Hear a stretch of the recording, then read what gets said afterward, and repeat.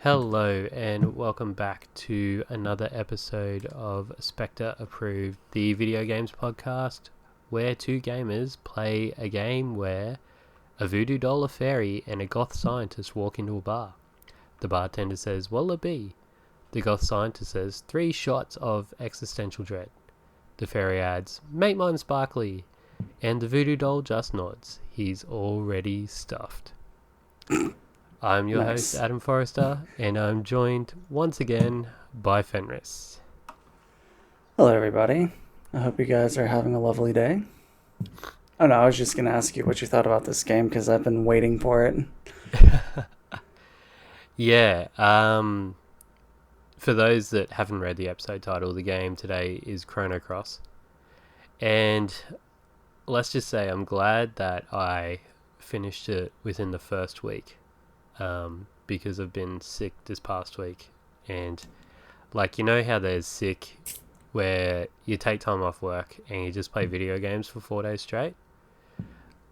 Nice. I'm not I'm not that kind of sick. I'm the opposite. I'm too sick to get out of bed to even think about playing video games. So if I hadn't finished this game when we did, I wouldn't have finished it. So Oh no. yeah, that's me this week, and for some reason I've just bought a shit ton of games. It's tax return time here, and I had a little bit left over, not too much because the government fucks everybody, but enough to buy a few games, some of which I'm really looking forward to coming up for the pod.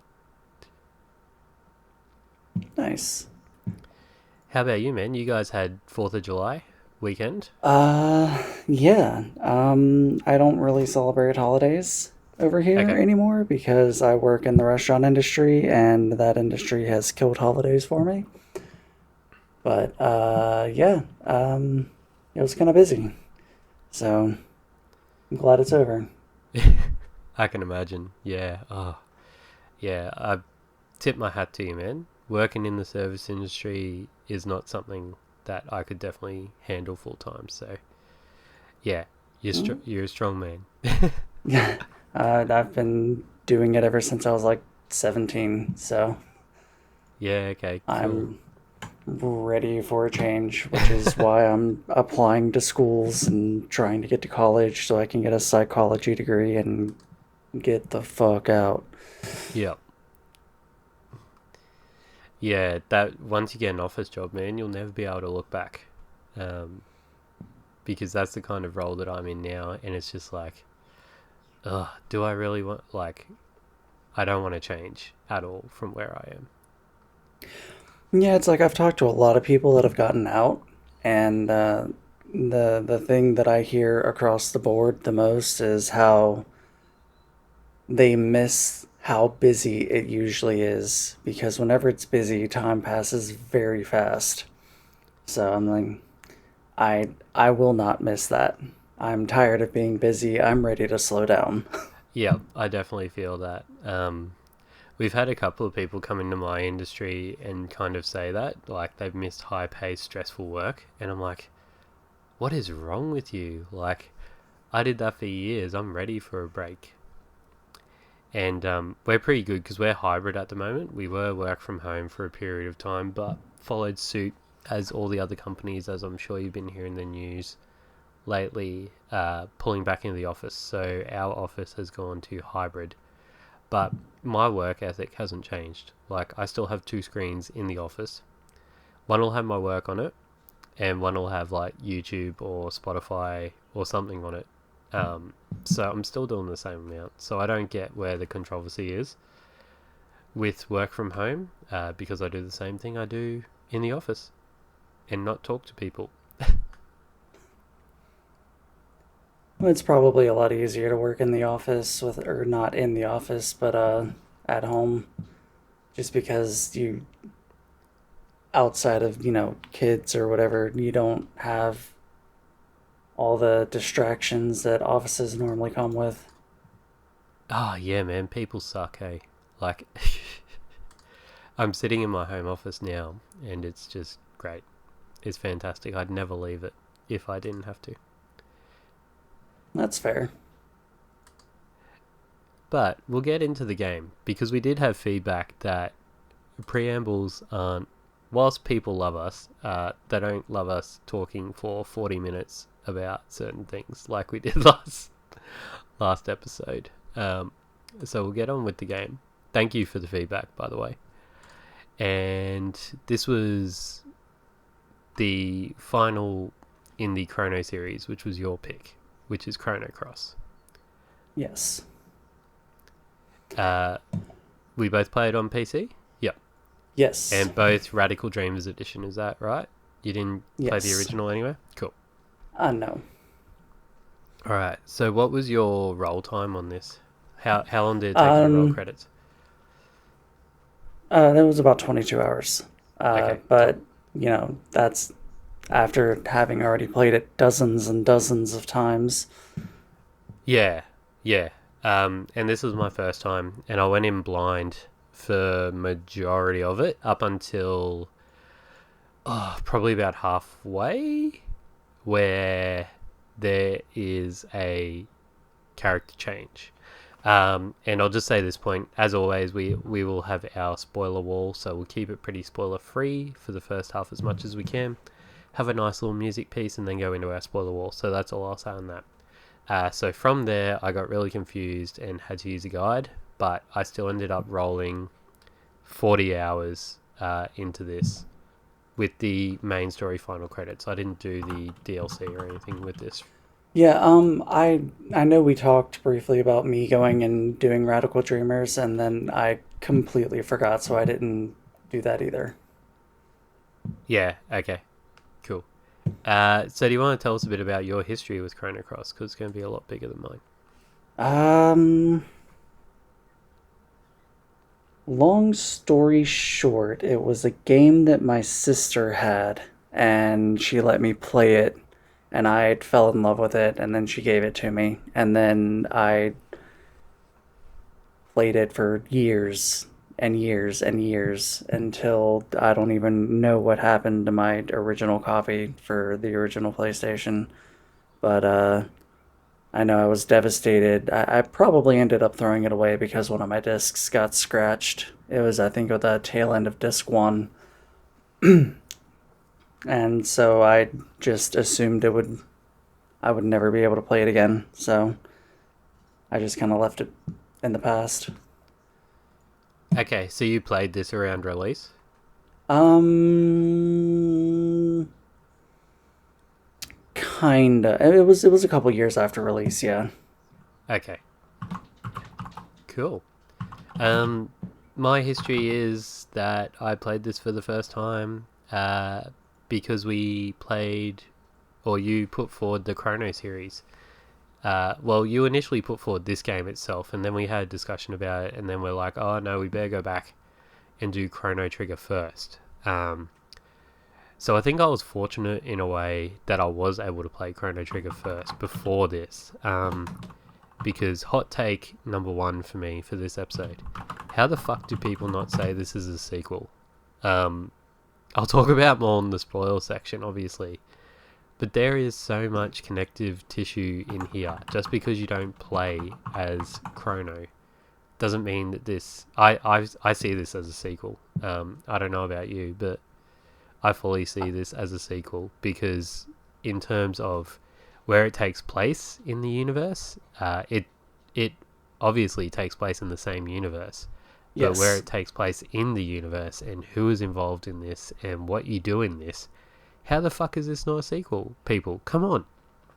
I mean, essentially what it is not about the sequel, but in from what I gathered on this play around, because I noticed a lot of tie-ins to Chrono Trigger, and they kept talking about the mainland, the mainland, the mainland, and unless they were talking about a place in Chrono Cross, I kind of figured that because there's an inlet around the edge of the map that you can't get through, and there's no way to. So I can only assume that this is,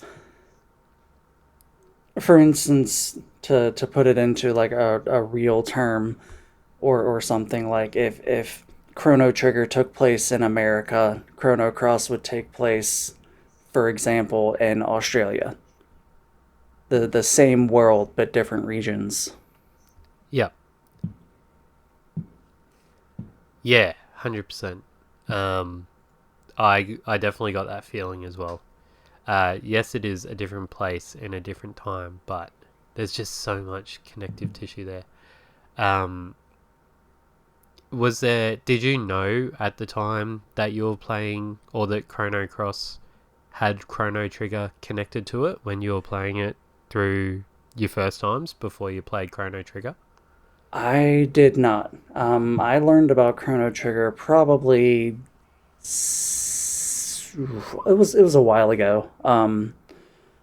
But and it was a game that I'd always wanted to play because it was the prequel to one of my favorite games of all time. So, but I never got around to it. But yeah, it was about I don't know 10, 15 years ago, something like that. Whenever I learned about Chrono Trigger. Yep. It's kind Okay. of hard not to learn about that when you're talking about JRPGs. Yeah. Um.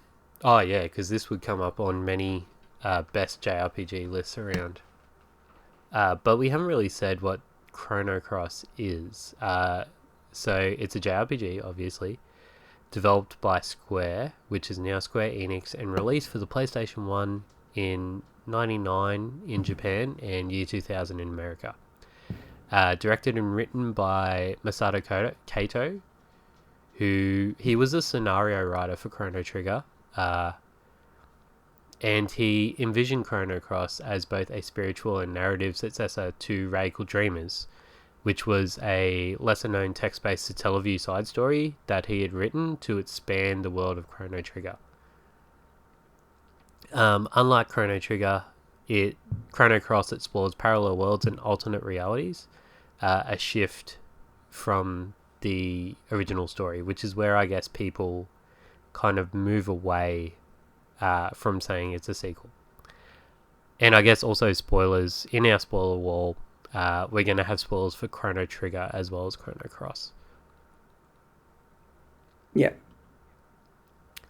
Where Chrono Cross really kind of differentiated, though, was the combat system and the character roster, um, Yes.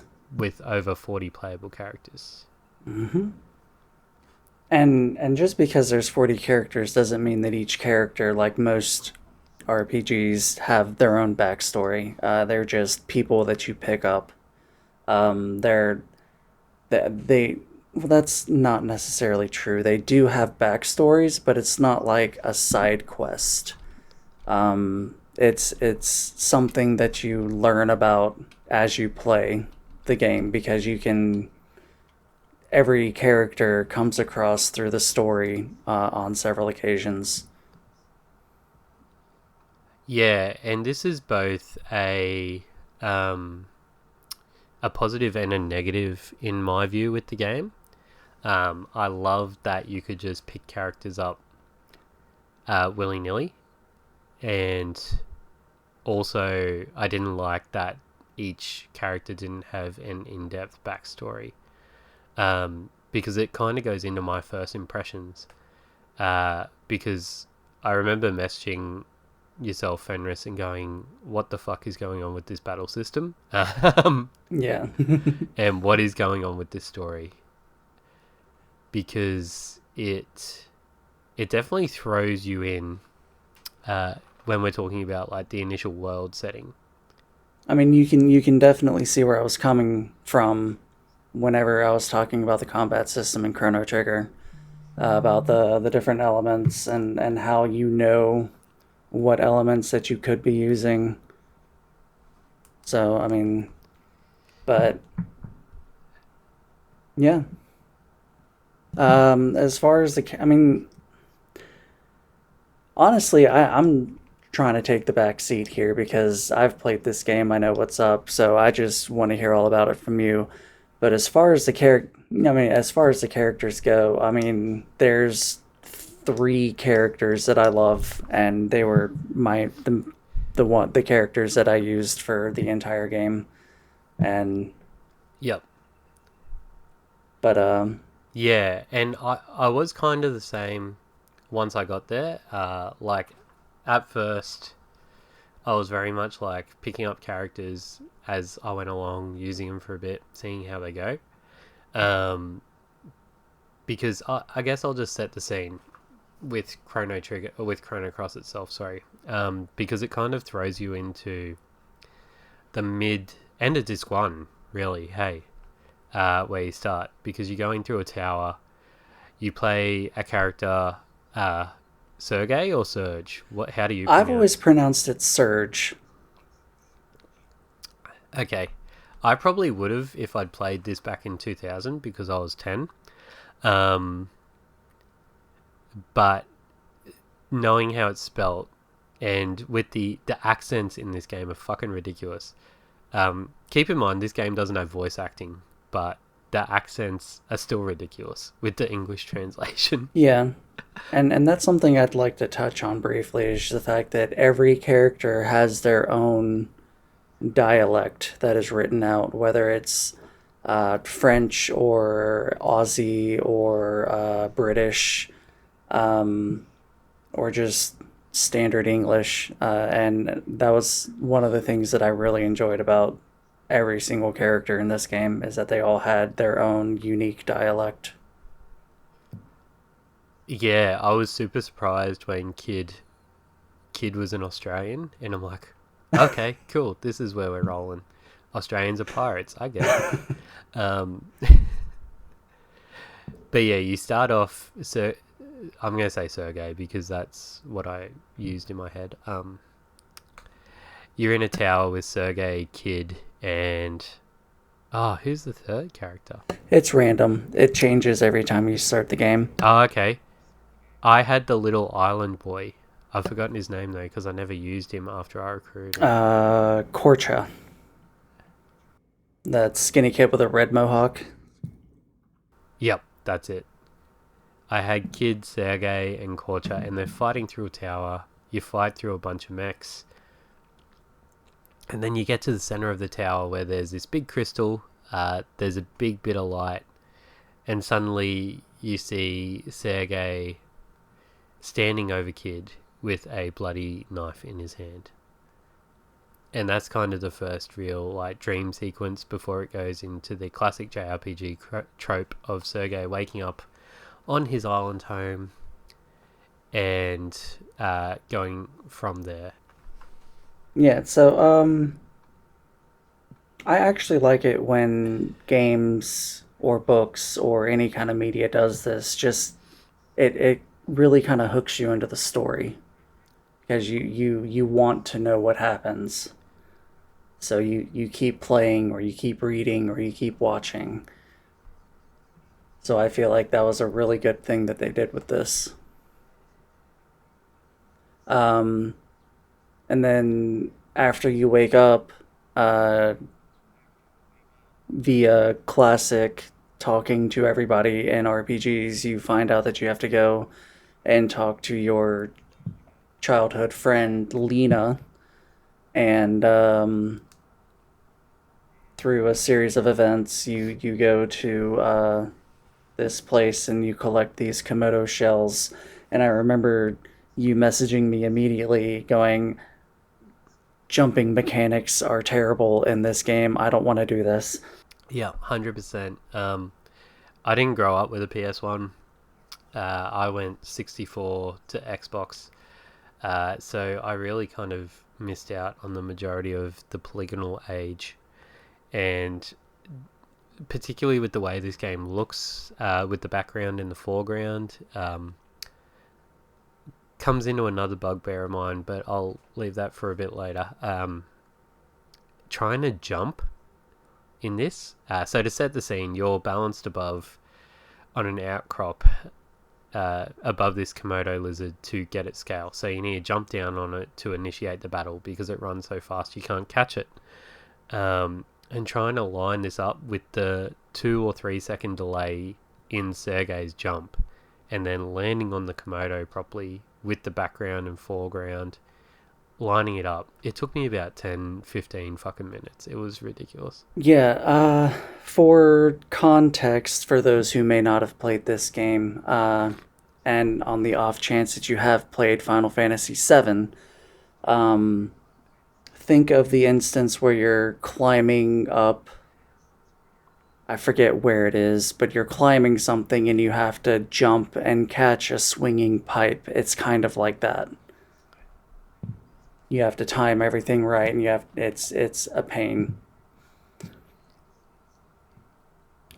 yeah, so you gather these three Komodo shells, and then you meet your friend Lena on the beach, and you have a conversation about being friends forever, a conversation that you had like 10 years ago, and then all of a sudden a time shift triggers, and you wake up on the beach and Lena's not there, and some random person shows up and it's just like, oh, well, why are you asleep on the beach?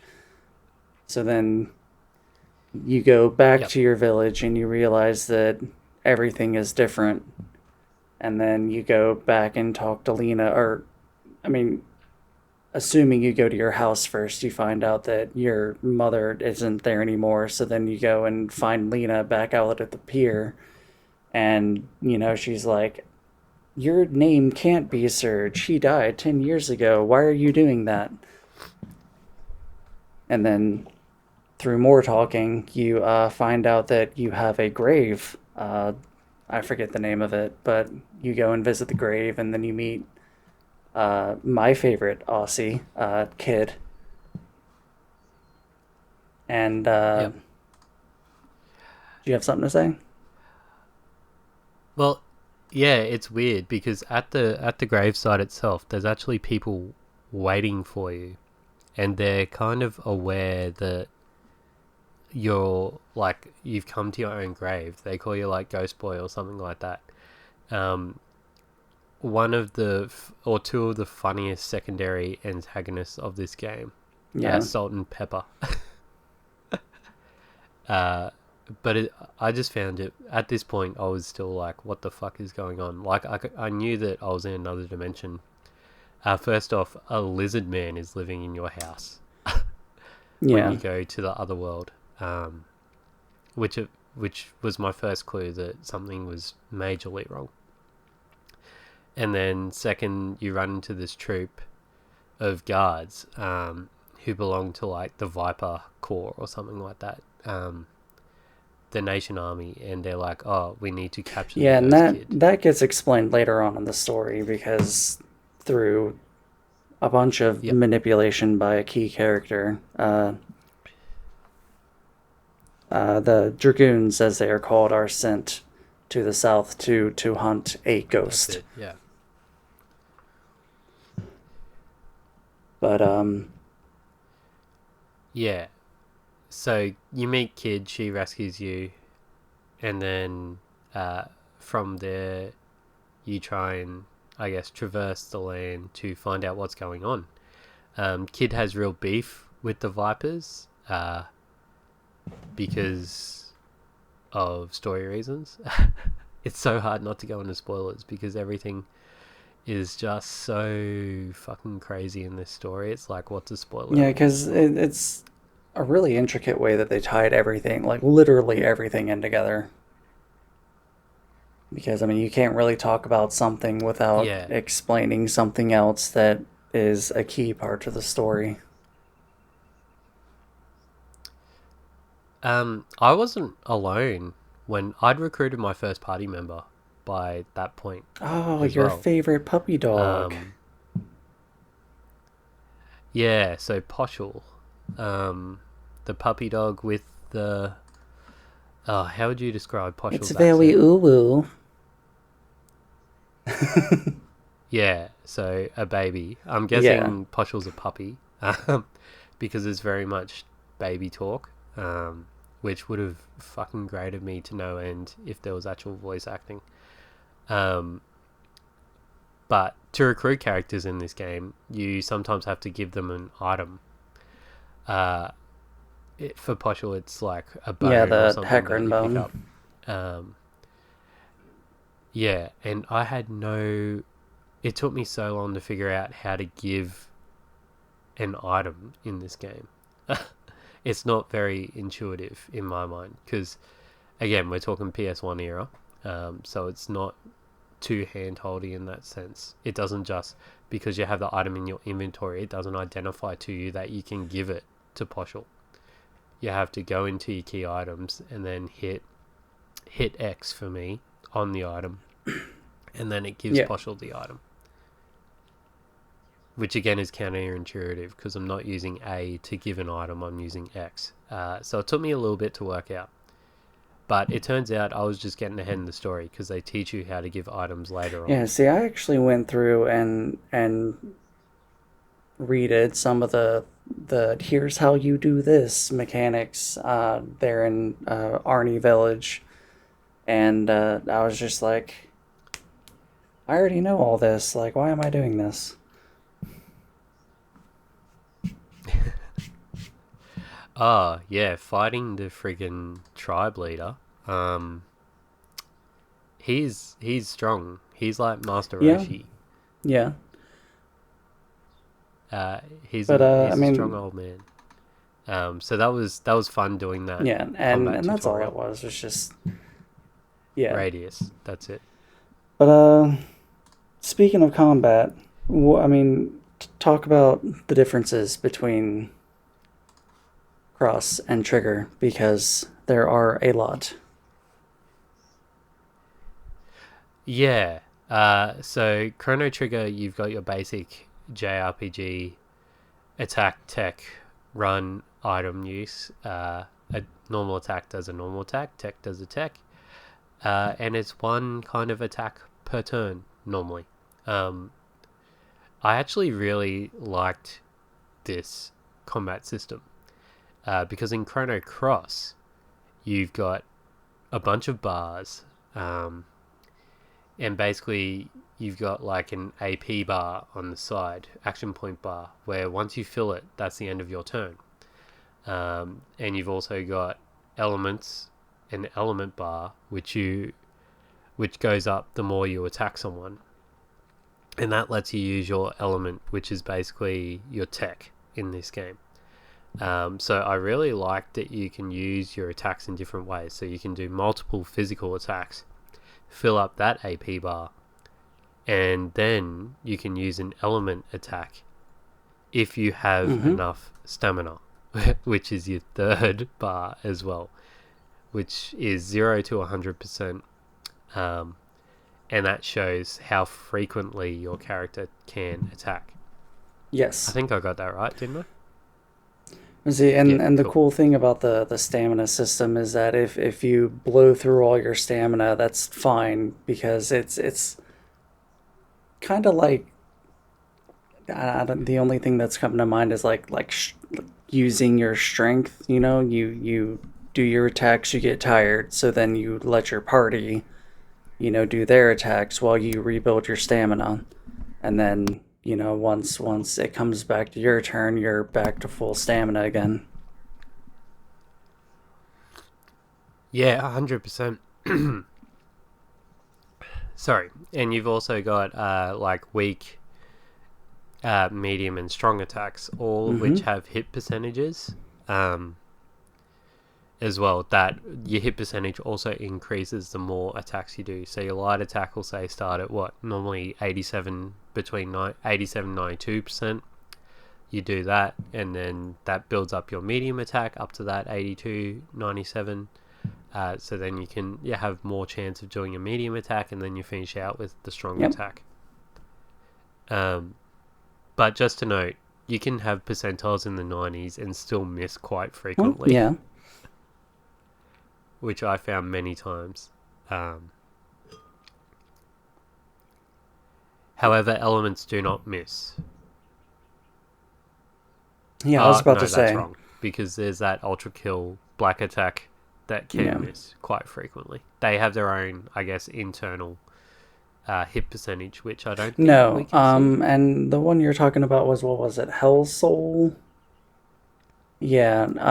Yep, that's it. Where it rips Well, the soul out of and the they character. did it that way probably because, I mean, if it was a one hit, it's basically a one hit KO. You rend the soul from the body, which would kill anyone. So I mean, they gave that a very Yeah, big, hit or miss window. yeah. Because I think that's only a level 2 element, so you can activate that with 2 element bars being full, so you Yeah. can do it quite early on.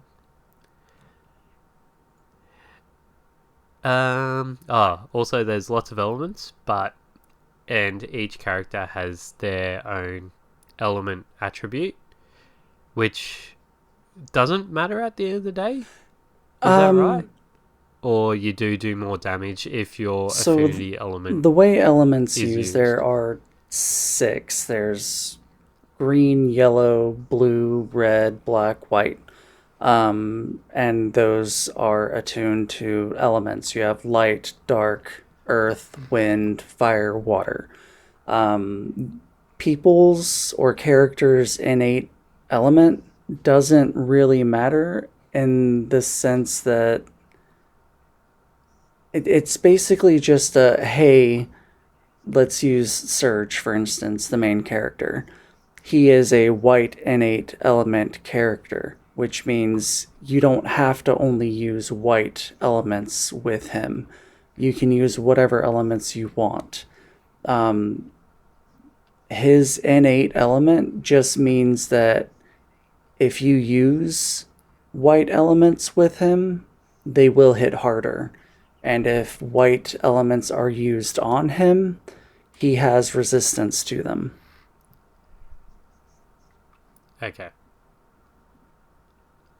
Yeah, that's something that I wasn't really sure about throughout my time. Um, because I was doing not much damage, particularly against bosses, for quite a while. And it was until Fenris sent me a video about basically the basics of Chrono Cross. And it's because I wasn't using my grid properly. Or field.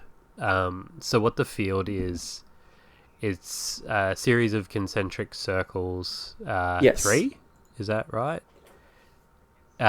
Each that fill up with the corresponding element color, whether it's used at a level 1, 2, or 3, or is it short, medium?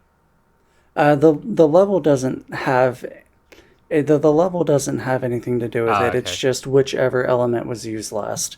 So, for instance, think of it as like a bar gauge. You have three segments, and then if you use, for instance, whenever you start combat off, let's for an example, it's filled up with two blacks and a red. Um, that will let you know that if you have any black elements that you can use, they will be powerful or more stronger because the field effect has, two black bars on it. So the way that ties into combat is if you use three consecutive same elements, for instance, red, the field effect will be fully red, and then the next red element that is used will be strengthened above its normal stats. Yeah, so it took a bit of time for me to get my head around that. Particularly because I really leaned towards characters using elements that was their affinity. Um, so in my main party, I had a white, black, and red affinity characters. That was my main 3 that I ended up rolling with, and yeah, so I had trouble getting a full field. of elements there. So some bosses were quite difficult for me and took some time. I was also doing a small amount of damage with weapons for a while because I absolutely hated the way that you upgraded weapons in this game. So you have to craft weapons by picking up materials around the world, and that's how you kind of upgrade or get your next level of weapons from shops. I don't have a problem with it if you can use it to upgrade already collected weapons, and that's what you need to give them like a +1, +2 kind of thing. But I also would have preferred to be able to increase my base set of weapons by buying them with gold, because there's an overabundance of gold in this game, which I believe. Yeah. Yeah, so I was stuck in a cycle of buying elements, selling elements to get the crafting materials, and then using the crafting materials to upgrade weapons. Which was just, it was too big of a cycle just to buy the next level weapon that I kind of needed. Because it does that real early Final Fantasy, early Dragon Quest thing where when you reach a new area or you hit a new boss, it encourages you to either use the character that you've recruited in that area and upgrade the weapons as you reach like a new town kind of thing. I feel, anyway. Yeah, I can see that. Except for one area in which I used a character that I had recruited in that area against the boss, because the recruitable character had beef with the boss in that area. So I thought, oh yeah, this makes sense for story reasons. Turns out doing that locked me out of their highest level tech, which I wasn't really happy about. I'm unfamiliar with what you're talking about. So in the Hydra fight, when you reach the first crossroads, you fight the Hydra with Razlie, Yes. who's a forest fairy, who have natural hatred with Hydras. Or she was being kept prisoner in the forest by the overarching Hydra, and you use Razlie to fight. If you use Razlie to fight the Hydra, because you fought a boss with Razlie before unlocking her highest level tech, you can't get it. Yeah, because and that's one gripe I have about this game is the fact that the things you have to do to get some of these level 7 techs is, I mean, it's a bunch of dimension swapping and you know, doing certain things before other things, and making sure you have the right dialogue choices. It's you you Yeah, it's fucking malarkey. I don't know how you would have got this. I don't know how you would have done this in the years before internet. Like, I think we might have had internet in the year 2000. I don't fucking know. But you definitely would need a Prima guide for the PS1 version. yeah, Yeah. strategy guides. Yeah, the strategy guide would definitely have really made this game a breeze Yeah. back in the day. But in terms of combat, overall, I really liked it. My only other issue... look, it's a PS1 remaster. It's going to have a shit camera. But I had a heap of trouble finding items in the world, just from how the background and the foreground kind of were. So a sparkle would have been great. The sparkle to indicate an item that modern games do would have been fantastic with this remaster. Yeah. See, that's where modern day mods really come in handy because, you know, you've got 3D rendered characters on a 2D background. And while the remake, or not the remake, the remaster, you know, ups the resolution on everything, I found that the 2D rendered backgrounds were still very blurry. So I just went in and installed a Yep. mod to kind of crisp things up a little bit. Okay, did you find that helped a lot? I found that it made everything look better. Yeah. Because, like I said, I've played this dozens of times, so I know where all the chests are. I know where all the items are. Yep. So, Also, because I was using a controller with an analog stick as opposed to the D-pad, that PS1 didn't have analog sticks, did it? No, it was D-pad. Um, yeah, I also found some movement issues, particularly when trying to walk like on the diagonal plane.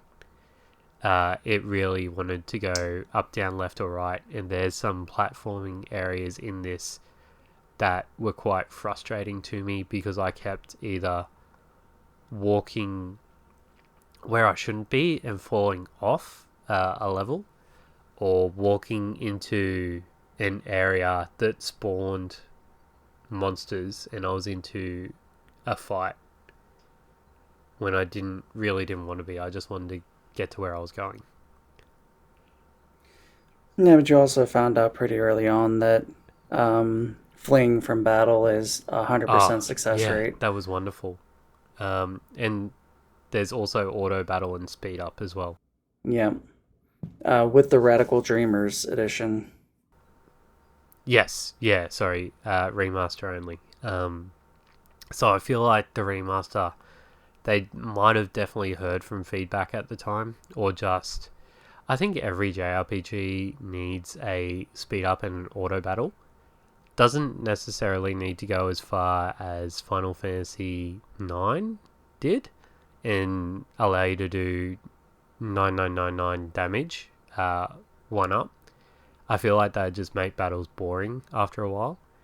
And but yeah, definitely the auto battle and speed up as you're walking as well was also helpful. Yeah. I So, did find the text was a bit slow at normal speed though, see, at times. I can't. I don't think there's a way to speed it up. I know there's a way. Yeah, I don't remember if there's a way to speed it up or not. But I mean, yeah, but yeah, the I went through 98% of this game with the speed up hack on, so Okay. everything was just breezing by for me. Yeah, and it does what Chrono Trigger did, and majority of your enemies are on the overworld, which I'm always a fan of. Yeah. Having said that, I kept having issues because I'd spent so much time with a two times speed on. Because I am a huge proponent of the analog stick for movement. So I kept finding I would have to, you know, push the trigger and slow down so I could, open a gate or, do something because it's just way too fast otherwise. Yeah, yeah. The we might be even talking about the same area because I was 100% talking about Viper Manor, in Yes, terms of speed up being a problem there. yeah, with those two gates on the ground floor. Yeah, 100%. Yeah. So, what about music? What did you think of the music in this game? Because I have thoughts. Yeah, I might start off with some correspondence first. Thank you to Kana. Oh, She wrote into our forum on the Steam Machine Network Discord. She says, one of my favorite video game soundtracks. The opening is an all-time banger. absolutely. Yeah, so thank you, Kana, for writing in. Thank you. Uh, what were your thoughts about the music?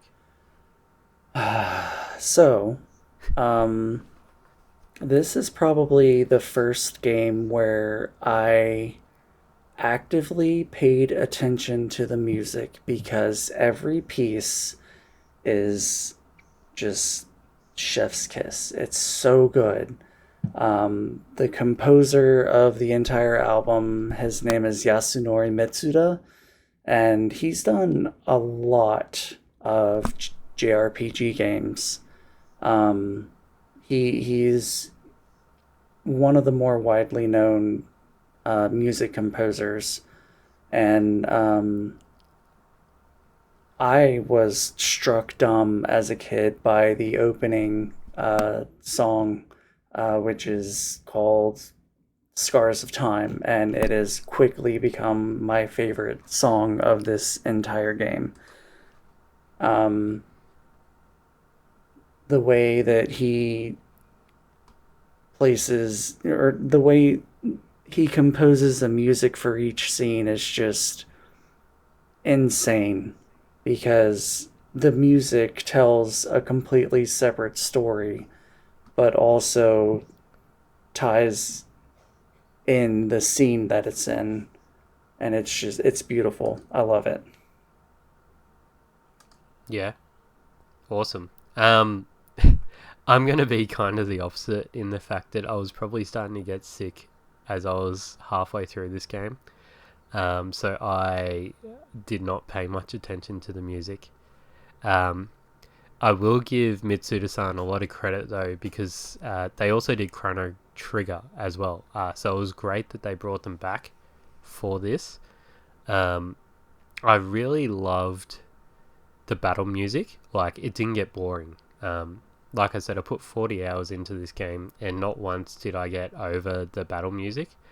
So that's always a good sign with a JRPG for me. Yeah, I can agree. And the areas, in particularly, like the islands, so like you can really tell that there's a real Caribbean feel on Henri Island, and I feel like the castles and everywhere you went that was meant to be real moody, uh, really fit. Like, the music really fit the scene that it was trying to portray there. Creepy things were creepy. The ghost ship music was probably one of my favorite ones. I don't know the exact track name. Um, Unfortunately, I haven't scrolled through the soundtrack just yet. Really liked the ghost ship music, was a standout one for me. Mm-hmm. And also when you are fighting, what's the name of the place with all the lava where you have to kind of freeze it to traverse it? If you hadn't asked me that, I would have been able to tell you.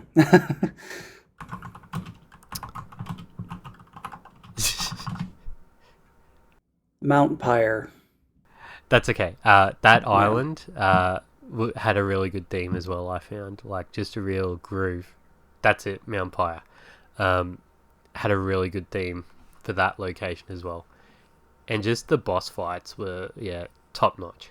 So, whilst I paid less attention than I normally do to music for this game, um, it was definitely a winner for me. I mean, there wasn't any voice acting, so we don't have to do anything about that.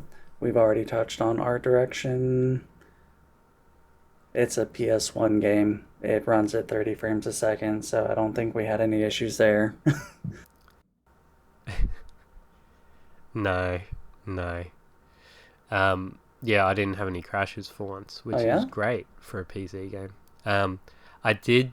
Oh no, wait, because there was. What was the reason? Because I was gonna start out playing it on the Xbox One.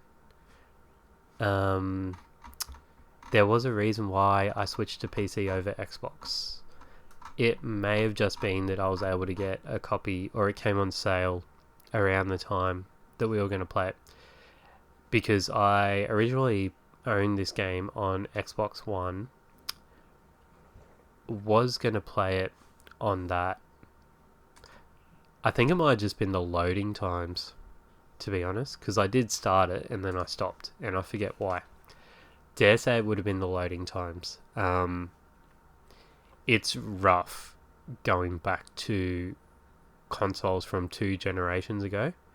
Um, you really get used to split second loading times from having a current gen console or PC. I dare say that would have been it. There was nothing, yeah, nothing stand out. Yeah, I might get you to take the lead on the basic story, because this was like balls to the wall for me. There was a lot going on, And at multiple points through it, I was still like, what the hell is going on here? Um, really good story reveals. Real quickly, you play as Serge, a 17-year-old kid um, from a quiet fishing village, and after being pulled into an alternate timeline, you discover that you're dead in that world. Um, as you play the game, you uncover cosmic conspiracy involving a time sorry, a time devouring alien parasite, Lavos from Trigger, a corrupted artificial intelligence, the fallout from the events of Chrono Trigger. And as you play the game, you gather allies, you solve the mystery of your existence, and decide the fate of the two parallel worlds. Um, it explores, identity, memory, rewriting destiny, and that's pretty much it. To summarize it in the briefest way possible. Yeah, yeah. No, that's good. And I feel like, yeah, you didn't jump on most of the main spoiler stuff. Like, that's what I would expect to tell someone if I was telling them about what the overall premise of Chrono Cross was. Yeah, like you said, as soon as Lavos came back, I'm like, oh, Yeah. okay, this is fair of how is this not a sequel? Same main villain's back, guys. Of course, it's a sequel. So, getting into characters, well, no, I guess thinking about it, some of the characters did have a little bit of a side quest, but they were mostly tied into the story. Like, for instance, yeah, I'm just gonna jump into kids real quick. You don't go back into the past, but you experience the past and her backstory and where she comes from and why she is the way she is. But that I feel like that was an emotionally gripping part of the story for me. Yeah, well, I actually took quite a while to recruit Kid, um, because there's multiple times that you can recruit her across the story before she comes into your party for good.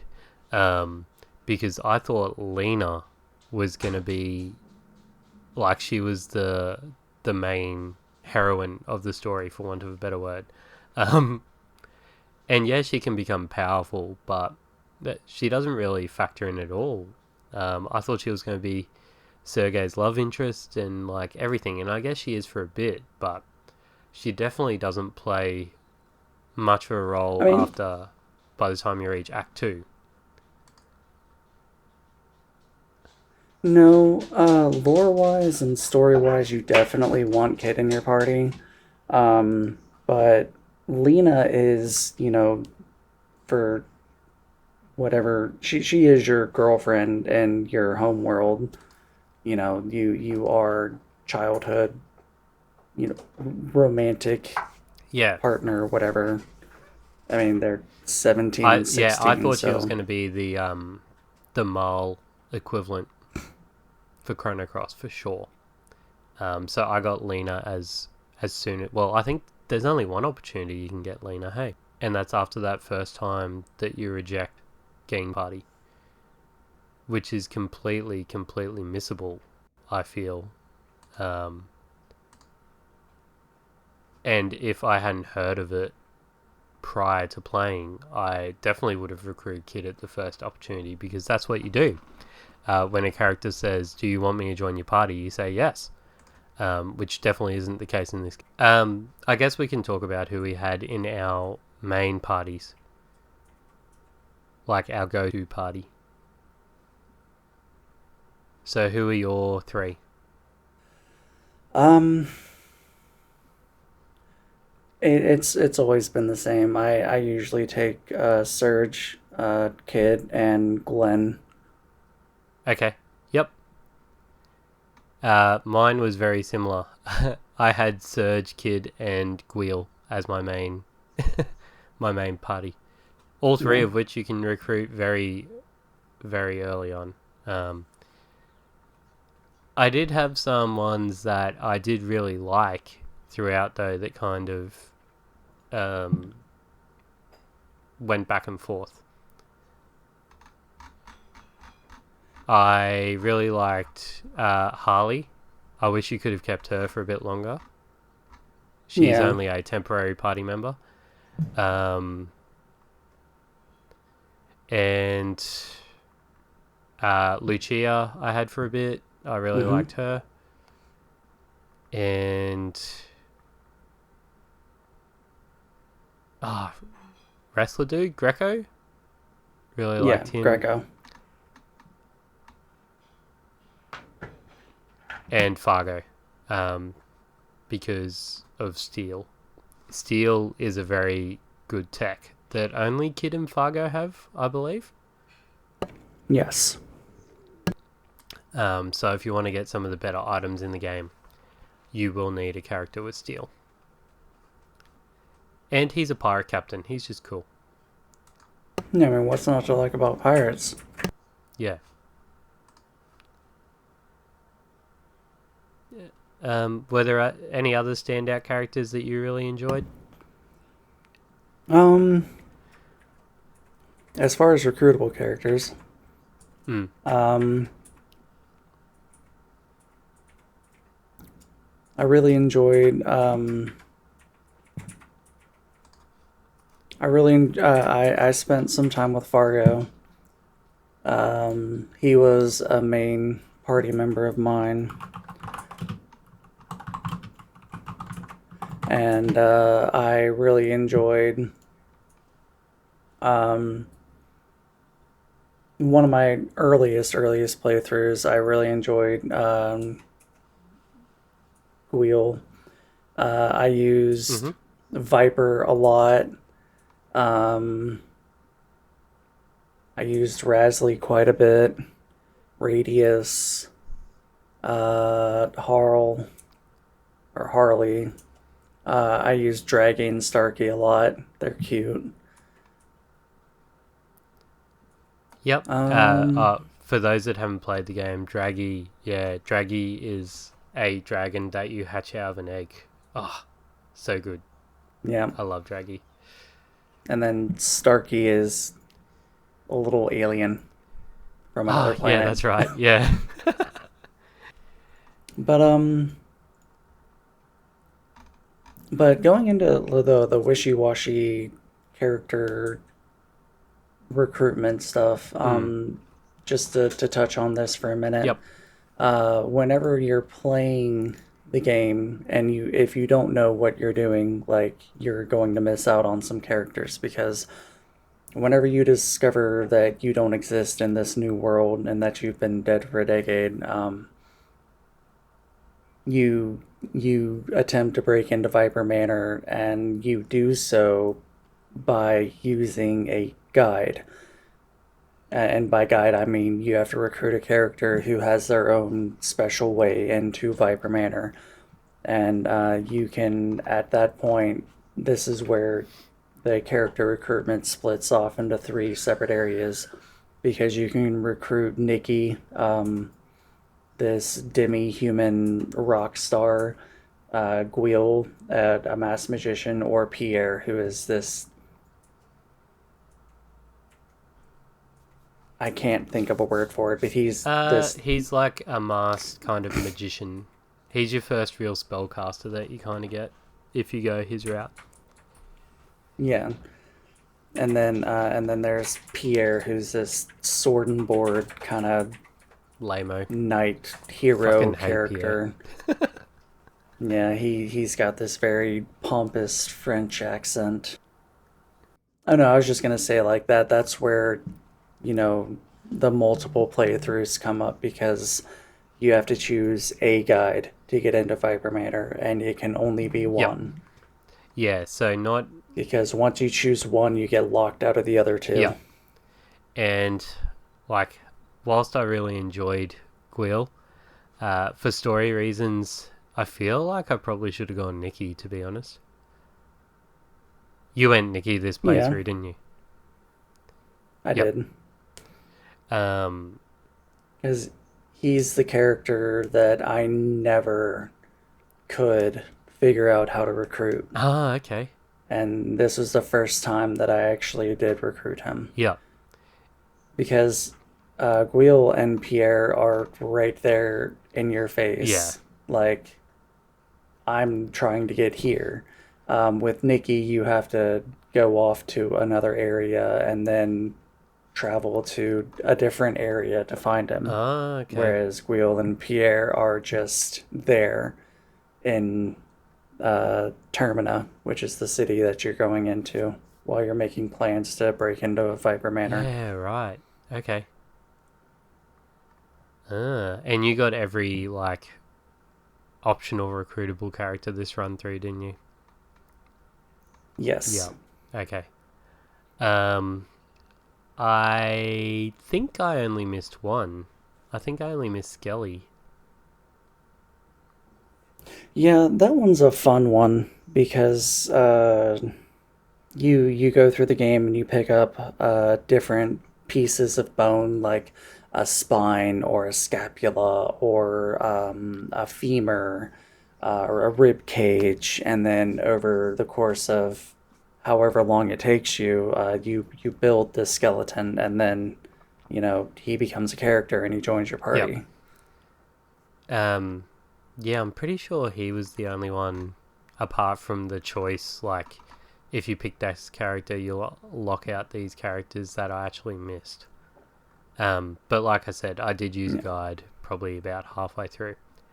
Were there any characters that you just didn't really gel with that, like, oh yeah, like I've recruited you, but you're just gonna sit in the box for want of another word? I I never really liked Sniff,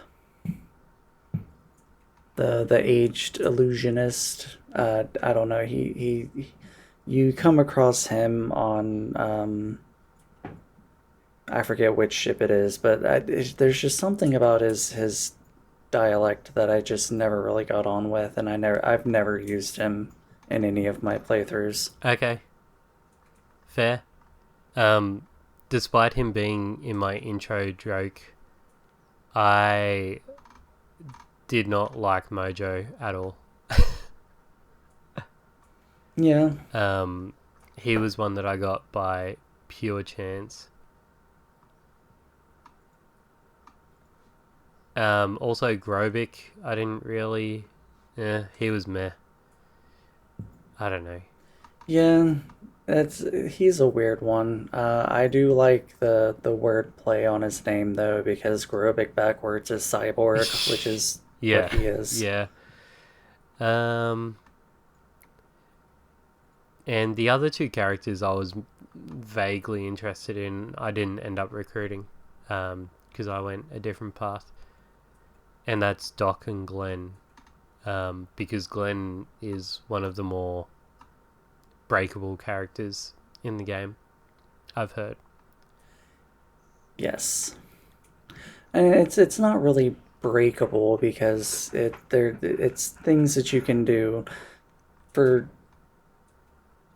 To make a long story short, you can every character has a weapon that they use.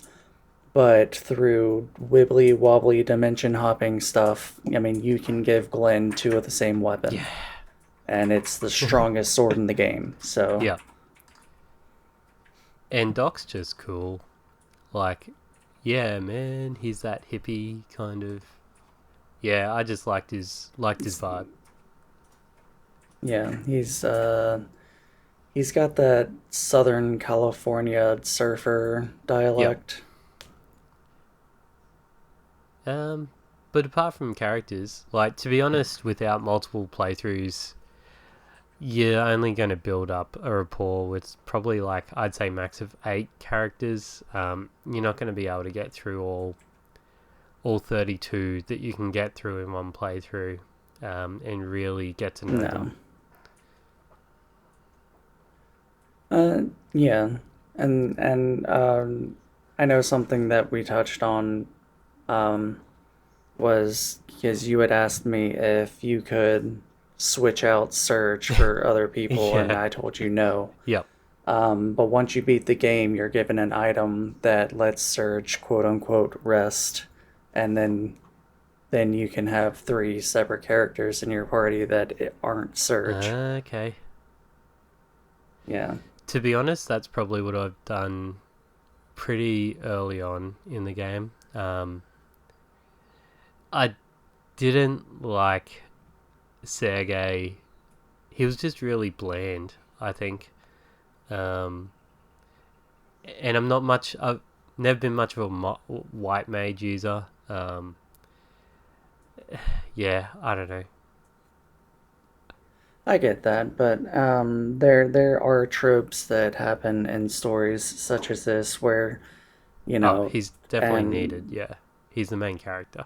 and it's not even that. He's bland because you as the player, reader, watcher, whatever, you were supposed to put yourself in his shoes.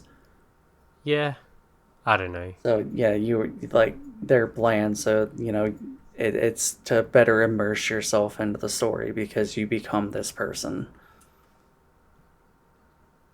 Yeah, it could just be that I like Chrono better. Yeah, yeah.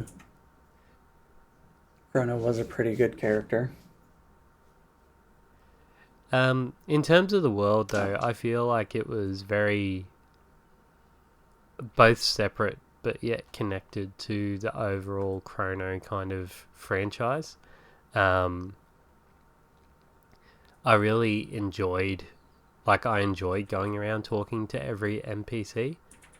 Uh, each place that I went to was pretty markedly different. Um, and like I said, when we were talking about the music, it fit in well with the music. Like the architecture for different places made sense. Um, like for example, Arnie Village, everybody was in real like wooden huts, real Caribbean feel.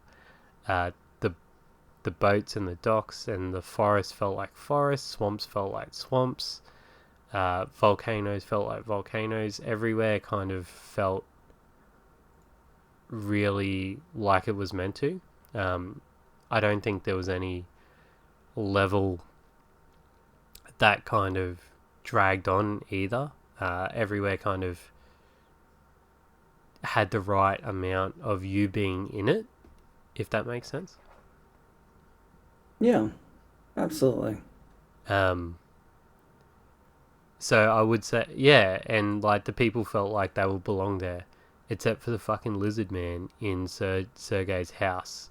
When you go to the other world, that's my house. he charges you for using the bed, doesn't he? He's Yeah. like, yeah, you use the bed, now pay me. And it's like, that's my bed, dude. Like, what are you talking about? Um, so there's tons of replayability in this Oh, game. 100%. And then, as with the Chrono series, there are definitely multiple endings. I think it's 13. Yeah, Uh, I didn't feel like this trope was used as well as Chrono Trigger, or maybe made as much sense. Um, of being able to fight the end boss at different points in the game. I just don't think it felt as relevant as Chrono Trigger. that's fair. I can see Yeah. that. Um, it definitely makes sense in terms of the wider story, I guess. I'm still a bit confused about the overall story. Like, I definitely missed some nuance, Um, maybe. yeah, and playing through this game at a more adult age, I definitely picked up on some things that I didn't understand as a kid, such as, the meaning of the story. But I get it. Yeah, I'd go through again just to get the characters that I didn't get this first time around, just to see the extra stuff and that they have to say and what they have to contribute. Yeah, because I mean, if you're a collectible person, this game is definitely for you. Because there are over 40 characters. There are level 7 tech attacks that you can collect. There are 13 different endings. There are stats to max out. Yep. Yeah, what did the because we use How Long to Beat to kind of gauge our play times as well. Um, I think it had what 90 hours. I think for the completion playthrough. Um,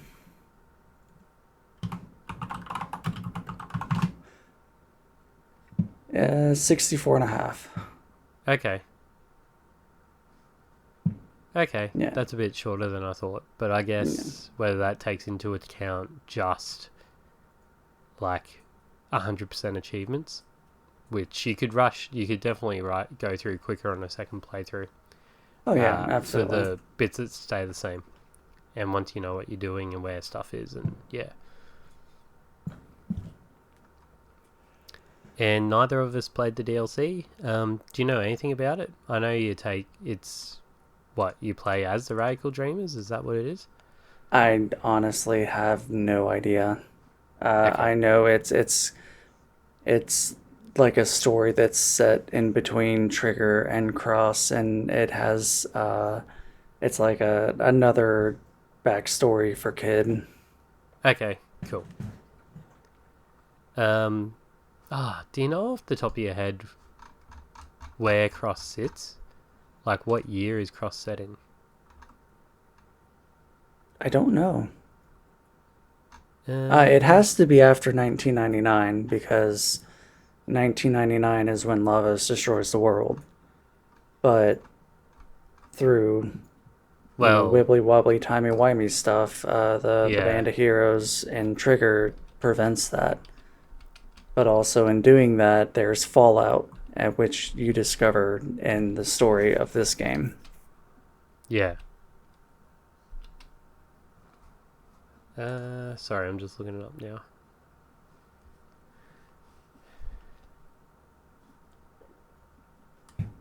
But Oh, while you're doing that, 1020 AD.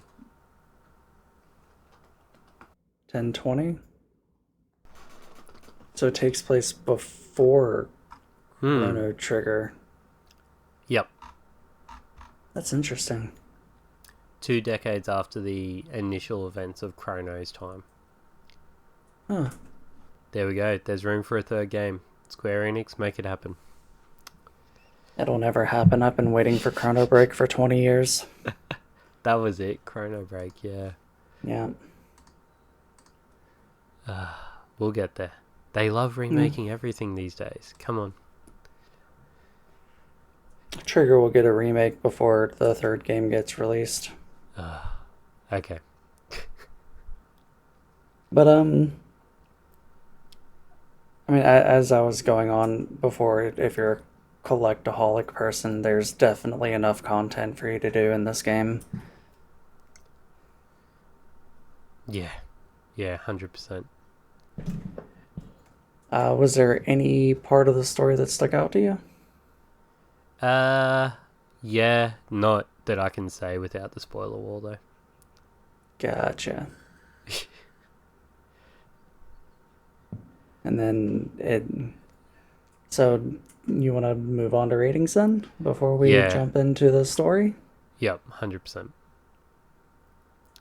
Uh, I rave about this game any chance I get. So it's definitely fun for me. Yep. I'm also going to give this a fun. I definitely would recommend watching some video, spoiler-free video kind of guides in a way before really jumping into this game. Because I feel like if you don't get your head around the mechanics, then you're going to bounce off it pretty quickly. And I'd also recommend playing Chrono Trigger prior to this game, just so you Yes. can get the full, I guess, impact of the story. I still think Yes. it's fine if you don't. Um, and I know a lot of people don't like Chrono Trigger and haven't been able to beat it. And for those people, I'd still recommend this game because the gameplay mechanics are different enough that it might be a better time for you. By no means is it near an action RPG experience, but if you like turn-based RPGs, if you like JRPGs, if you just like good story, I'd recommend this game to you. Absolutely. So, like Fenris said, we will be having uh, a quick music break.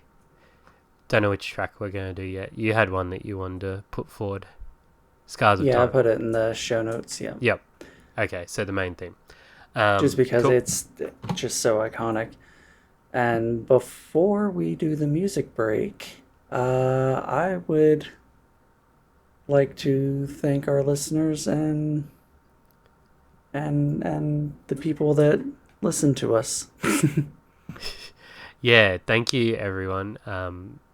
Fenris and I love doing this podcast, so it's great to know that you guys do listen and enjoy. That being said, we would appreciate any feedback that you have or any questions about the show. We have a lot of platforms where you can reach us, the main one being the TSMP Discord, which is bit.ly/TSMP Discord, all caps. There's a great bunch of people there in the Steam Machine Network, a great bunch of other podcasts if you like other content, not just video game stuff. If you like wrestling stuff, there's Grumpy Jeff's Wrestling Power Hour. And I'd like to shout out the return of Dane and Jeff's Media Dump, which is releasing a new episode today as of recording. They've been on a bit of a hiatus, but it's great to have you guys back. Yeah. And then I would like to shout out the leader of the TSMP Discord, Dalton Suter, also known as Nile the Nightmare. He does the intro and outro music for our podcast. So if you like any of his stuff, or if you like the music, you can check him out at nilethenightmarebandcamp.com. Yes, thank you for doing that. I've been making sure it's in the show notes, but yeah, also shouting it out on the actual pod itself really helps. For me, I mainly use the podcast as my social media platform. So Blue Sky, X, Instagram, all under Spectre approved. I'm also on Infinite Backlog as RevivePod because I haven't worked out how to change my username on that. And that's also somewhere where you can leave some correspondence, for which we did have one today, which is great. However, just from that person's content, I did have to leave it behind the spoiler wall. Gotcha. And where can people find you, Fenris? I'm Fenris Wolfsbane everywhere. Discord, Steam, Epic, EA, GOG, Infinite Backlog, and if you play Final Fantasy XIV, I'm on Gilgamesh. So hit me up. Awesome. So, what does the wheel have for our next game? No, it's my host pick. Oh, that's right. So, what are you picking? And I've got a question for you, Fenris, first, before I tell you what the game is. Do you like tentacles?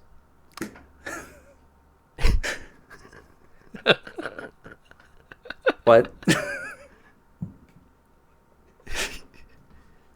Do you like uh, tentacles?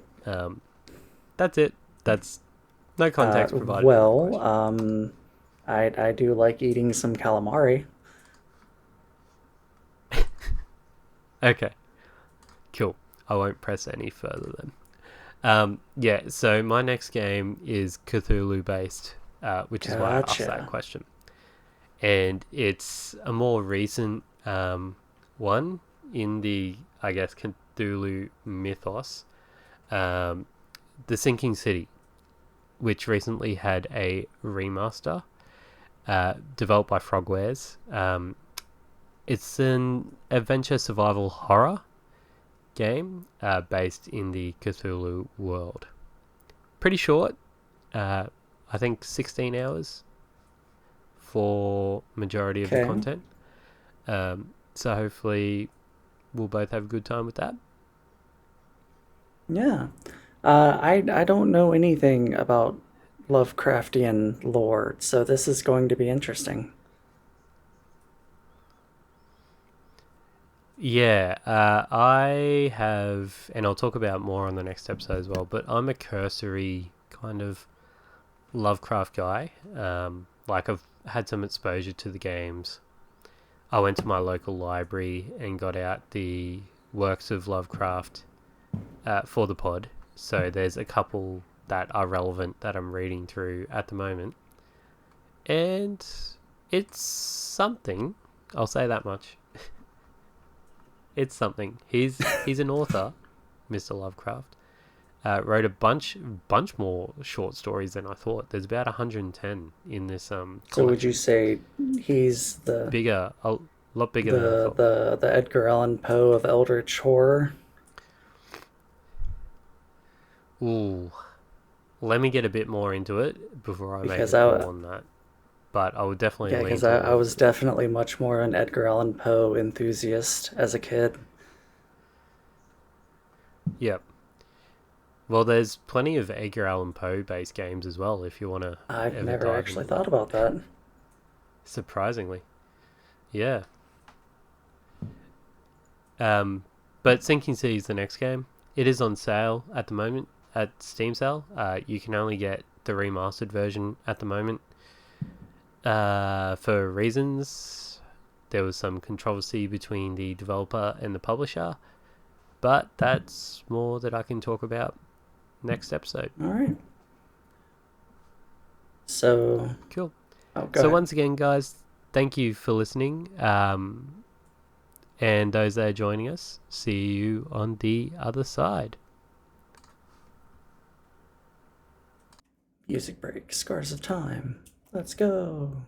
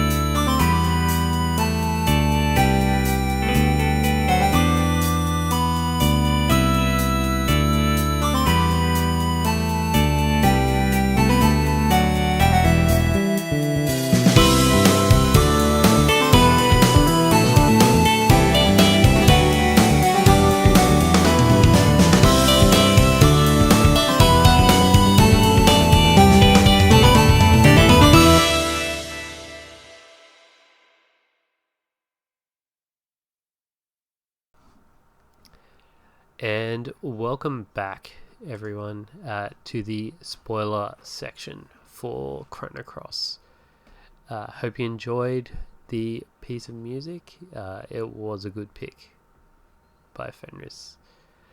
So first off, before we jump into deep spoilers, we've got some correspondence from Sorto85, who did that through Infinite Backlog. And as I said in the main episode, my page, Revive Pod, does post up probably a week before we're due to record any correspondence you guys might like to have. So jump on there, follow my page, and you'll see it come up for the game that we are playing at the time. So Sordo85 says, fantastic game. I've played through it at least 6 or 7 times. The story hooked me right from the start, and finding connections to Chrono Trigger also helped. The leveling system was a bit archaic, tied to story progress rather than traditional EXP, but it helped keep the story moving. Their favourite character was Sergei. As characters go, he is affable, but isn't whiny, despite being in a strange but familiar land. Likes Glenn, a loyal knight, hopefully and basically Frog from Chrono Trigger. Following his questline allows him to dual wield iron lances, making him a powerhouse.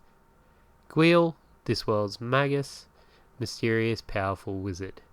I normally keep Sergei and Glenn as the base party, cycle between Guile, Kid and Harl for my third.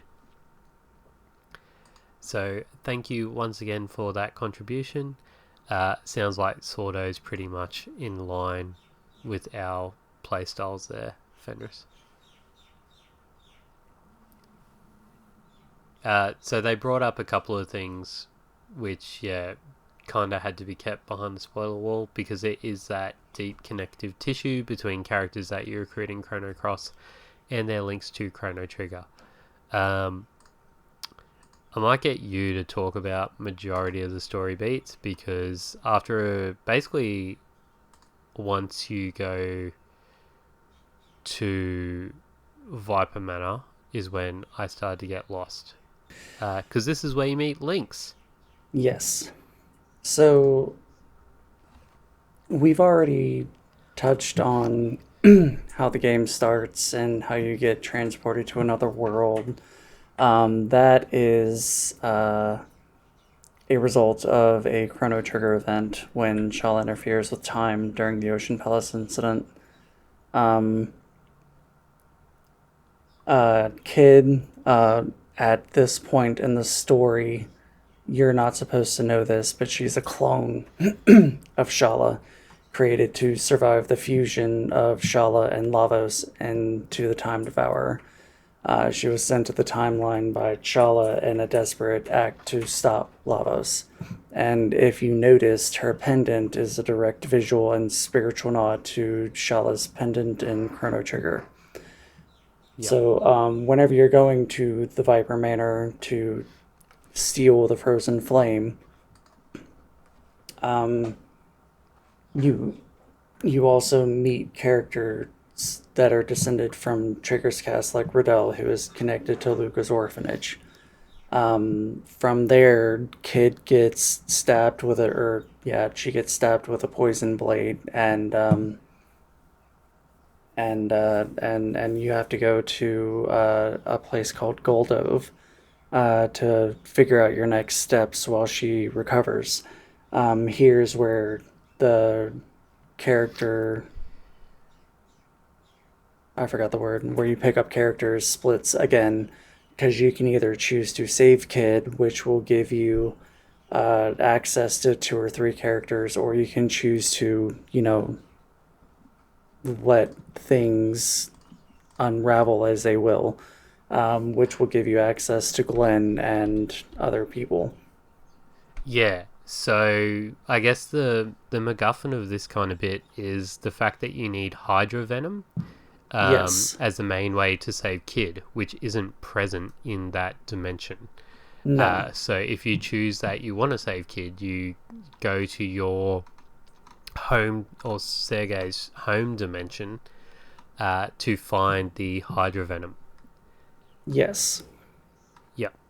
So once you find the Hydra Venom, you come back and you save her, and then, or, which is what you did, or you can do what I did, which was just let things unravel as they will. And it's never explained who it is, but a mysterious character, comes by and just happens to have Hydra Venom and saves Kid. So Well, yeah, it's fucking Norris. Let's like just put it out there. it could have been, yeah. Um, I reckon 100% it was. yeah. So so after the poisoning, you have to go to Mount Pyre, and because that's where Lynx is going to. I forget what it is. He's doing something with the dragon tier. Um, so you chase him to Mount Pyre, and then uh, go through a series of puzzles and stuff, and then you find out that where was I going with this?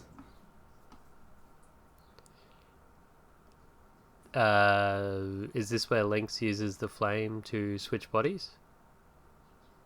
No, yeah, No, we're not there yet. no, you don't find the flame yet. He's got the dragon tier, but yeah, he uses the dragon tier to switch bodies with you, because you are Surge. He is he is the key to everything. He is the trigger for the rift between times or dimensions. Um, where is it?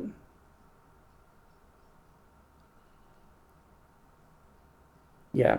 So he uses the dragon tier to switch bodies because he needs your body as the chrono trigger to get into the Dead Sea.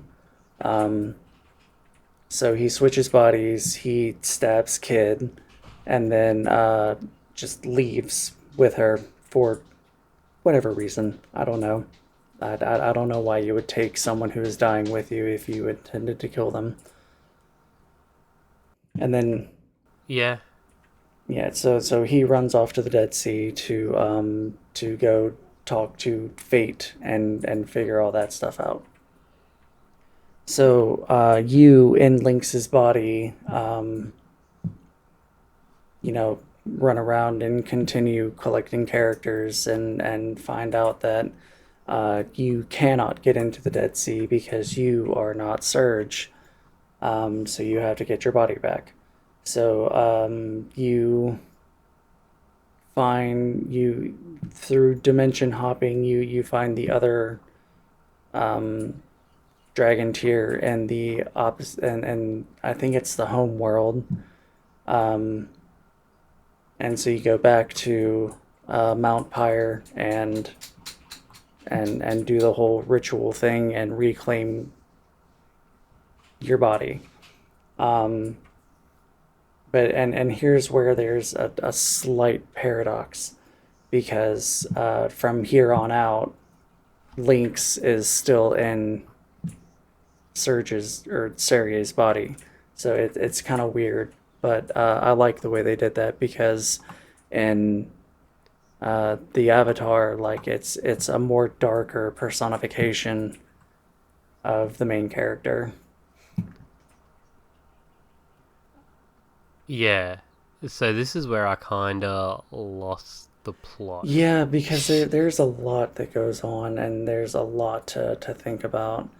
So it all I was just going to say, we didn't even get to Fate, who is the supercomputer from the future. yes, that I was about to touch on that. Okay, cool. So um when you get into the Dead Sea, you go to I forget Chronopolis is the place it's called, and that's where you meet Fate.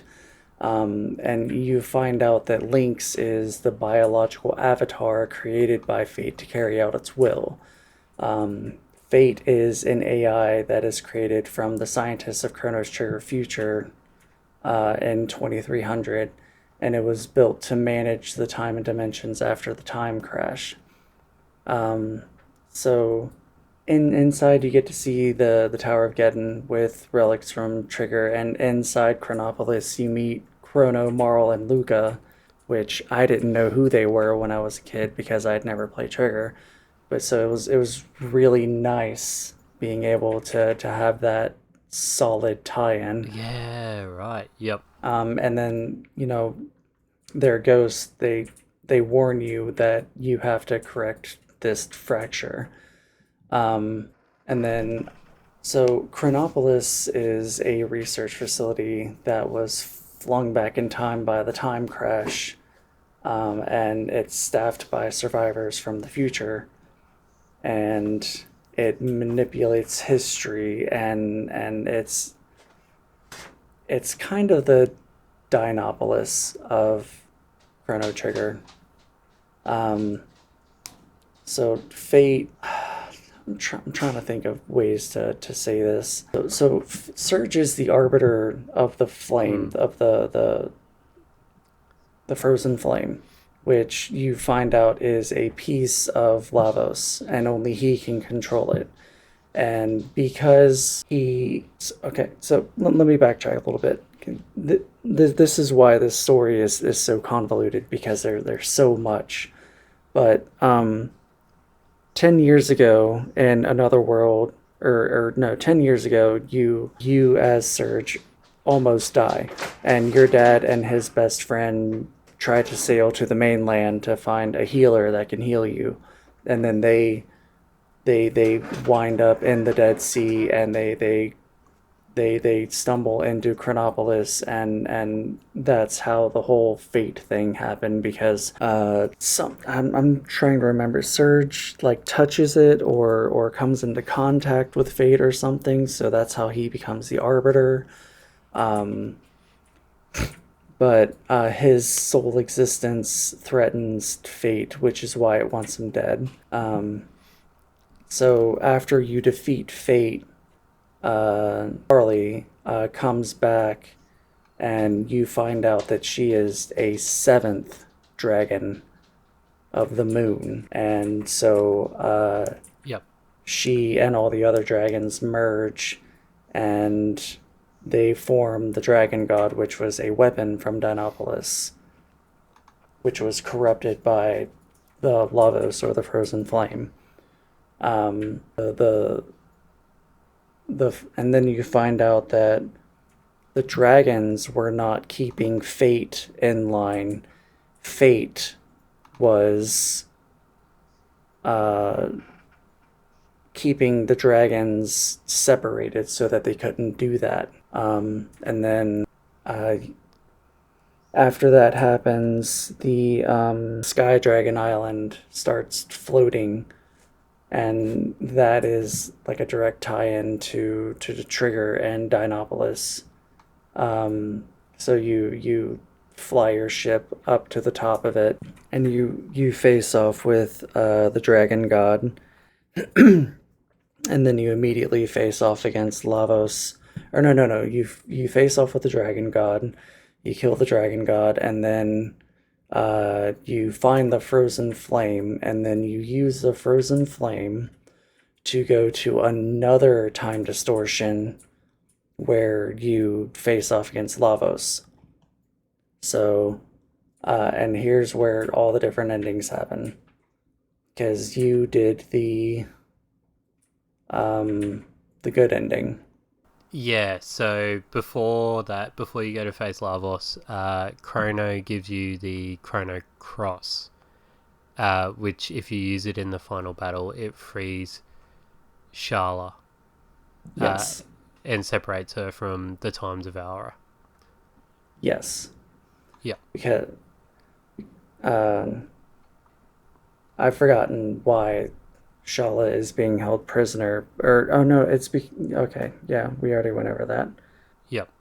And it turns out that Balthazar from Chrono Trigger has been like behind the events the Everything. whole time in a good way, Yes. trying to help Surge to free Sharla.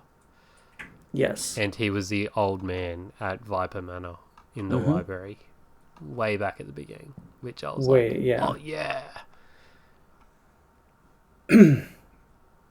So, I did the bad ending, and then I went back and did the good ending. And the bad ending Okay. is just it just ends. The game ends. Uh, like they're that's it. Like you don't use the Chrono Cross, you don't do the elements in order. You just beat Lavos, and then it gets sucked up into a portal, and everything is just left wildly vague. Yeah, okay. Yep. Um, Um, oh, a couple of things I might just go back and touch on. So Chronoplos divided the Dragon God into the six pieces, like you said before, and these are the six elements. Um, yes, so I really enjoyed doing that bit, going and meeting all the dragons and getting their elements there. Also, Lynx is the Sergei of Another World's dad. I forgot about that. You're absolutely Yeah, right. so Fate manipulated Wazuki, who was Sergei's dad, to kill Sergei to get the Frozen Flame. Yes. So in Another World, Wazuki drowned Sergei and became Lynx. And Kid goes back to save the Sergei of the main world. And that's what split the dimensions. Because otherwise, Fate would have got the Frozen Flame straight away Yeah. from Lynx drowning Sergei. Yeah. Yeah, Oh, when that was that's revealed, I was like, what the fuck? Like, that was yeah, and wild. that's another thing that I didn't really understand until this current playthrough was that during the whole sickness thing and a couple other cutscenes, like you see this panther that just runs and jumps, and I never really understood what it was, but that was Lynx and like or, oh, was it Lynx? I don't remember. Yeah, yeah, it was Sergei's split memories from like the dead Sergei and like like, I guess the personification of the trauma of his dad drowning him in Got another it. dimension. Yeah. Well, that's how I saw it anyway. That's a lot. This story is a lot. It is. Um, but basically, Lavos comes back. Charla's in it. Luke is in it. Chrono's in it. Miles in it. It's a sequel, guys. Come on. I'm going to keep playing on that. Balthazar's in it. An interesting thing about the good ending, there's a wedding photo of Kid and Sergei on the desk after Kid is writing the experience in her diary. See, I saw that photo, but I didn't. I thought it was Shala, her mother, and Magus Ah, because interesting. um, the character on the left, his face is blotted out, but the character clearly in the middle is Shala or Kid, however you want to look at it. But I mean, like I don't know, but um, that's the way I took that picture was that it Ooh, was Shala's family. I didn't think of that at all. Yeah, because Magus and Charlotte did have that really big connection. Yeah, Um, and whilst it isn't confirmed, I would love to think that um, Gwili or Gwil is Magus come to try and save Charlotte. yeah, because that's a fan theory is that Magus is in this dimension, looking for his sister. Yeah. Um, and I'm looking up the thing about the picture now. It says in some endings, a portrait of Kid shows her in a wedding dress married to someone, and those same endings then proceed to show Kid wandering around looking for somebody. So did she find Serge like she promised to do and marry him, or is she still looking for him? So maybe it is Kid and Search. Unless, well, remember Yeah, as well. You didn't do that this time because you went the Glen route.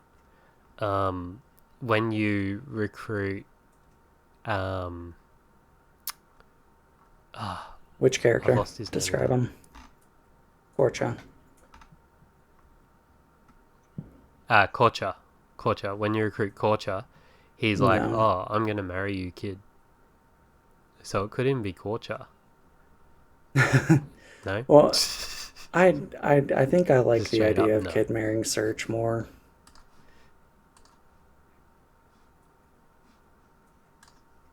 Yeah. Oh yeah. 100%. Um. So yeah, it's a It freaking really mod, right? is.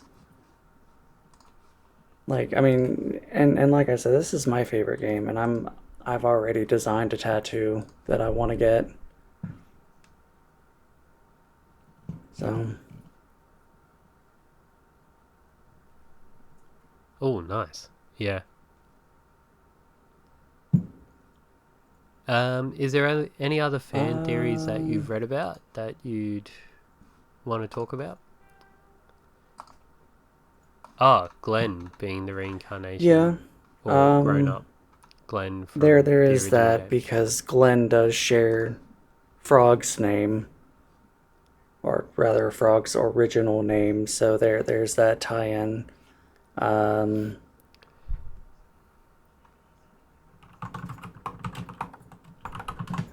but I don't if it happened.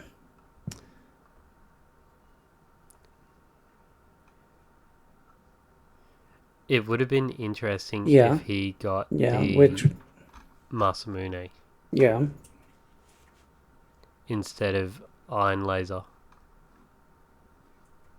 Um, that's something that I didn't really understand either, was So how Masamune became evil in this game. I looked this up, and um, Maza and Mune, characters from Trigger, apparently were asleep or something. Like they fell asleep over the years, and that is what caused it to become corrupted. Which is why their sister pops in and sets them straight. Okay.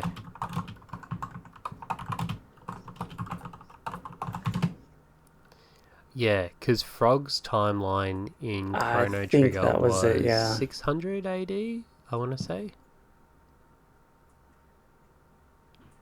The Middle Ages one, anyway. So yeah, well before Marley and Chrono, so Frog would have been Yeah. long dead. And yeah, the swords could have very well been asleep. Um, but yeah, lots of cool tie-ins throughout. Yeah, because, I mean, you've got. I mean, I just. What really blew me away was that Balthazar was the guru of reason from Zeal. And he was, puppeteering the entire freaking thing. Yeah, I kind of had an inkling, I guess, in that library bit, and I guess it helps again that I played Trigger first, because I'm like, Yeah. that dude looks like Balthazar. Could it be? And he knew Serge or Sergei straight away, Yeah, because, I mean, and even. there was just more to him. Because he was just some random character that you meet in Chrono Cross, and he seemed to let on a lot more than he knew. Yeah, because even in 2300 AD, he used his soul to go into the body of um, the frog creature thing. The creature, anyway, that rock around before you get the spaceship. And that's how he kept himself alive. So it's not surprising that he's uh, been behind the scenes the whole time. what they need to do is when they do release part 3 in the series, is make him the bad guy. That would be a really good twist, actually. Square Enix, do it. But let's be fair, Square Enix hasn't really been on top of their game in the last couple of years. No. So when you're in Chronopolis and you're running around, going up and down the floors, that's where it explains how Chrono, Marlon, Luca fucked everything up. Yeah. Because in saving their world, they create the time rift, and it just so much like I'm still wrapping my head around it, because now that I've played Chrono Trigger and I have more of an idea of the goings on, like it's not just random names being thrown at me. Yeah. And that was a part of the story that I actually really enjoyed, was that you can go back and think you're doing the right thing in Chrono Trigger because that's what those characters' motivations are. But it Yeah. actually ended stuffing it up in the end. It wasn't like the right timeline. Kind of plays into the fact that messing with time doesn't, with even with the best intentions, doesn't end up being what it should be. Kind of falling back to that lesson that a lot of time travel stuff does, is of whenever you mess with it, something bad, a bad outcome's going to happen regardless, or like those fixed points that they talk about a lot in like Doctor Who and stuff. Yeah. Certain It's like things have to happen. yeah. Well, it's like the earliest, not introduction, because I mean the earliest introduction to time travel that I was subjected to was Terminator. But did you ever read I think the book was called Butterfly Effect, or The Butterfly or something. And basically it takes place in the future, and time travel is a thing, and people can pay to go back into the past. And so this character does it, and he accidentally steps on a butterfly, and it causes the butterfly effect. And when he goes back to the future, like it's a torn down, apocalyptic looking dystopia. It's crazy. Yeah, I've heard the theory. Haven't read the book that you're specifically talking about, but I've seen the movie with Ashton Yeah. Kutcher in it. I'm looking it up now. But yeah, overall I was pretty satisfied with the ending. I yeah, I've only done one. I imagine that the other endings would be very similar to Chrono Trigger, requiring that you need New Game Plus to be there to retain skill. Oh, you didn't run a New Game Plus on this, did you? Like, this was your first playthrough of Radical Dreamers Edition? Yeah, okay. So I wonder what you actually retain in New Game Plus then to help you get the rest of the achievements, battling the Time Devourer at different points of the game. Yes. Let's see. I went through and I did the developer ending. Oh, yep. Okay. Which is just you don't talk to anybody, head straight to a Pasa Beach and defeat the Time Devourer alone by yourself. It's really easy. It's really easy to do. Because you retain your stats, your star level. I'm pretty sure you keep all your elements and stuff. Um, but yeah, Okay. Yeah, so if you keep everything, that'd probably make it pretty easy. Okay, cool. yeah. But That's now, good. They definitely changed that then, because I think they touted the first instance when you could go back and fight Lavos in Chrono Trigger at the Millennium Fair, where you adjust Chrono as one of the harder ones, the harder secondary achievements. Yeah, so that's good. so I mean, I'm actually looking forward to playing through Chrono Trigger again and getting all the endings and doing the same thing for Chrono Cross. Yep. I'm still a bit sore that me exiting during the end credits didn't save it. So I might need a bit more time than you to go back and do that. That was Chrono Cross. Yeah, that's all I've got. Again, just to tout our recommendations again, if you haven't played this game. So thank you once again for listening, everyone. Go back and listen to the socials that we touted before to follow us. And keep in touch on the pulse of what we're doing. Our next game is The Sinking City. I am Adam. And happy gaming. And I'm Fenris. Bye.